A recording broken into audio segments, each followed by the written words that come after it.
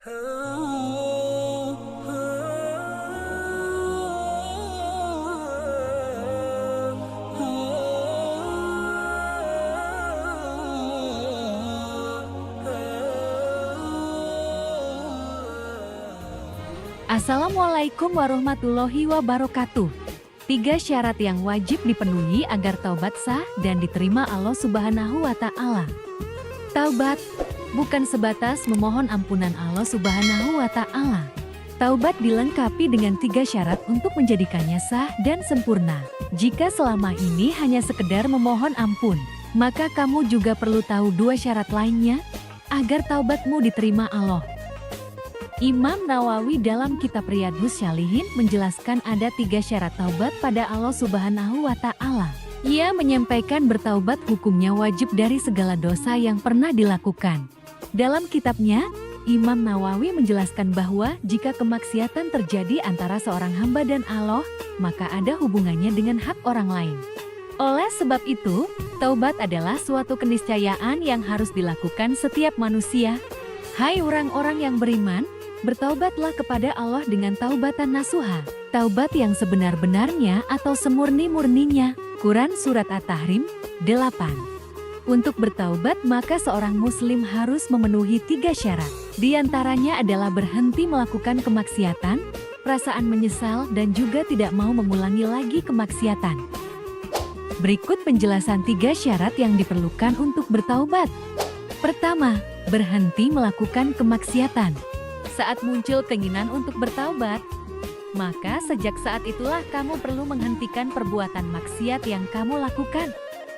Selain menjadikan Allah Subhanahu wa Ta'ala sebagai alasan, kamu juga perlu membuat sebuah tujuan besar sebagai motivasi untuk menghentikan perbuatan maksiat tersebut. Misal, kamu kerap menjalin hubungan yang terlalu intim dengan pasangan hingga melanggar syariat Islam.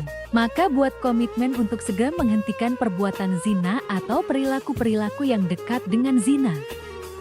Kamu bisa membuat motivasi seperti ingin menjalin hubungan intim pertama dengan pasangan halal, ingin menjaga kesehatan organ intim, dan menghindari berbagai penyakit, dan lainnya. Kedua, merasa menyesal melakukan kemaksiatan. Merasa menyesal seolah suatu hal yang ringan, tapi hal ini jati benar-benar berat bagi mereka yang kecanduan melakukan perbuatan maksiat. Bahkan tak jarang, orang yang telah berbuat maksiat malah bangga dengan kesalahan dan dosa yang mereka lakukan. Ada pula yang sampai membangga-banggakan perbuatan maksiatnya di media sosial dan diceritakan kepada banyak orang. Naudzubillahi min zalik. Jangan sampai kita mengalami hal serupa, di mana hati benar-benar sudah mati dan berkarat sehingga sulit menyadari kesalahan yang telah dilakukan. Ketiga, komitmen tak mengulangi perbuatan maksiat. Berniat tidak mengulangi perbuatan maksiat tersebut selama-lamanya. Kurangi banyak kekhawatiran atau keraguan saat membuat komitmen untuk tak mengulangi perbuatan maksiat tersebut. Sebab terkadang, ada pikiran setan yang menghalangi seseorang untuk melakukan taubat dengan sempurna. Misalnya dengan iming-iming tidak akan sering berbuat maksiat atau hanya sesekali berbuat maksiat. Hal ini masih sama buruknya dengan tidak bertaubat, sebab kamu belum benar-benar merasa bahwa perbuatan maksiat yang kamu lakukan adalah perbuatan yang salah. Bahkan masih ada keinginan untuk mencoba lagi. Atau bisa juga karena hawa nafsu lebih besar dibandingkan dengan kinerja akal sehat yang bertugas membedakan benar dan salah serta baik dan buruk. Jika 3 syarat tersebut tidak terpenuhi semuanya ataupun ada satu syarat yang sengaja dilewatkan, maka taubat yang dilakukan tidak sah. Imam Nawawi menjelaskan bahwa jika maksiat yang diperbuat ada hubungannya dengan orang lain, maka syarat taubatnya menjadi 4. Di antaranya adalah 3 syarat taubat kepada Allah harus terpenuhi. Sementara itu, syarat yang keempat adalah memenuhi tanggungan itu pada orang lain. Jika tanggungan itu berupa harta atau yang serupa dengan itu, maka wajib mengembalikannya pada orang yang berhak.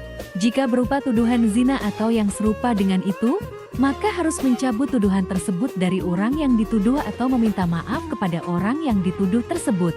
Jika maksiat yang dilakukan berupa mengumpat orang lain, maka harus meminta dimaafkan pada orang yang diumpat. Taubat lagi, dan lagi. Lantas bagaimana jika setelah bertaubat, kita mengulang lagi kemaksiatan tersebut? Jawaban satu-satunya adalah bertaubat lagi, dan lagi.